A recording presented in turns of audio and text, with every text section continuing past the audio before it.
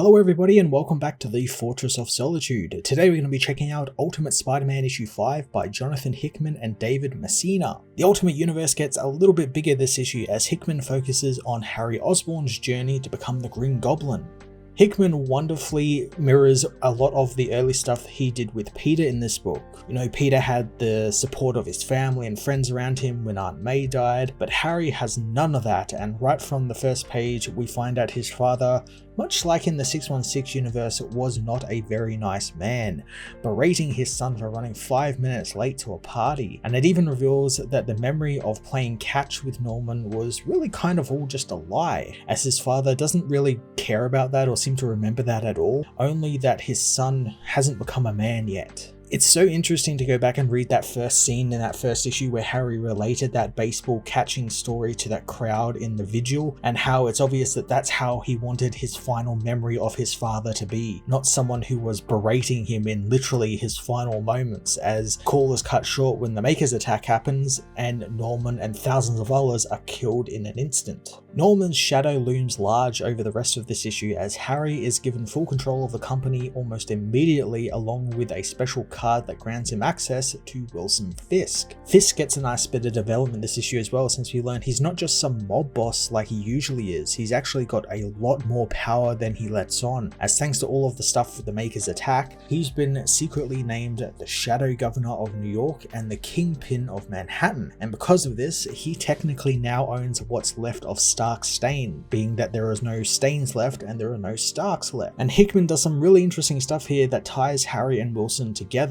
and it just makes it so much more than a vendetta that Harry has against Wilson. Like, there's just so much more to their relationship now than Wilson just being a bad guy, because Wilson wants to sell Stark's Stain to Harry, knowing full well if he does, then the boy will be in his debt forever. Doing this, however, ends up giving Harry the tools he will use to eventually battle Wilson, as with some help from Gwen and his scientist friend Otto Octavius, he is able to discover a special off-the-books facility Stark had set up, and upon cutting it open, he discovers all of Howard's old Iron Man armors. The issue also, while not making it like a big point of the issue, we also get a great look at Harry and Gwen's relationship, or at least a little bit more than what we got in the last issue. And I like that you begin to notice that Gwen is a little bit more interested in the business side of things than Harry. She is the one who's like there with him when the will is being read, and she's more happy than Harry that he's taking over the company. And when she gets into this room with all the Iron Man armors, she's not interested in any of the armors, she's interested in all of the technology and like the data and all that sort of stuff, the stuff that will actually make them money. So I like that there's like this dynamic between them where it's a bit more for Gwen to have, since Gwen's usually, you know, the girlfriend or like the damsel in distress, something that, you know, one of these characters has a love triangle with, or something that happens all the time in these comics. And I like that Hickman is finally doing something different with the character.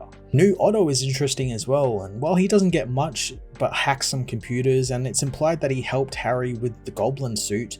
I do like that of all the characters, he seems to be the same age as Harry and Peter and all of that, meaning they now all sort of run in the same circles, or they sort of are on even footing more or less. It completely changes the dynamics, since usually with Peter and Otto there's that sort of student-teacher, mentor-mentee sort of thing happening, and I like that we're probably not going to get that this time round. And of course Otto, like Harry, most likely will be a hero, or at least an anti-hero, so that's really exciting, and I'm intrigued to see what Hickman does with that character. Harry's investigation into his new assets also exposes him to the Maker and everything his council is up to for the first time, and all of the tech Howard was working on, which with Otto he is able to fashion into a goblin suit. Otto's tinkering also reveals the Network, a system that shows Harry all of these other pieces of Stark tech out in the world, all of which came online within the last couple of days, beginning in New York with Peter's Spider-Man costume that Tony gave him.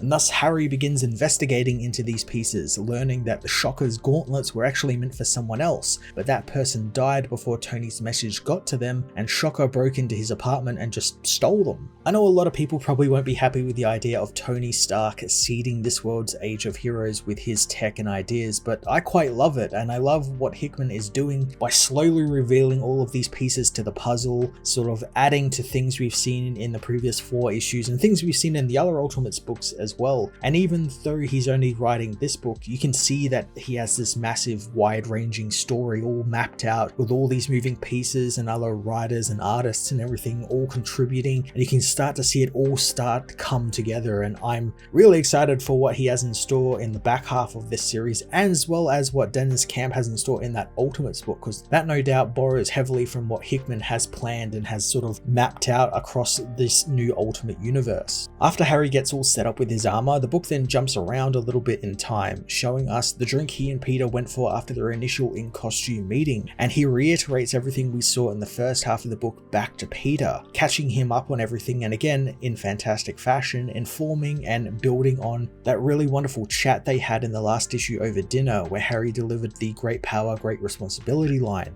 Harry's journey as both a hero and becoming the man his father wanted is a driving force of his character, even when he doesn't want to admit it. And by the end of the book, he's becoming more of kind of like an anti-hero, or definitely going along the path of a villain, as he has captured Bullseye and is interrogating him. And we get hints that he is becoming a bit more of a villain thanks to what he has done to the man before. But of course, Bullseye won't break because he's part of this Maker's council cabal, and he has this great speech about how he can do whatever he wants to him, but he won't give up his master, since that's why he lost his eye as well, because he just pulled it out because his master lost an eye. And it just goes to show what his devotion to his masters is like. So what hope does Harry have at cracking him and getting him to tell him everything? But of course, Harry sees this as a challenge and wants to try and do it anyway, and it looks like it's going to lead him down a more villainous path. And the great thing about this Harry is that he's kind of right in everything he is doing. Like, there's a righteousness to him and his beliefs because he wants to stop the Maker and this evil New World Order cabal that's controlling the entire world. And it's a thoroughly unique and interesting way to take Harry Osborn that hasn't been done before, and I'm really intrigued to see what his dynamic with Spider-Man will be once they become arch nemesises, or even if that will actually happen, and maybe Harry will see the error of his ways before that actually happens. There's some really interesting stuff that Hickman is doing with these characters, and I can't wait to see more of it.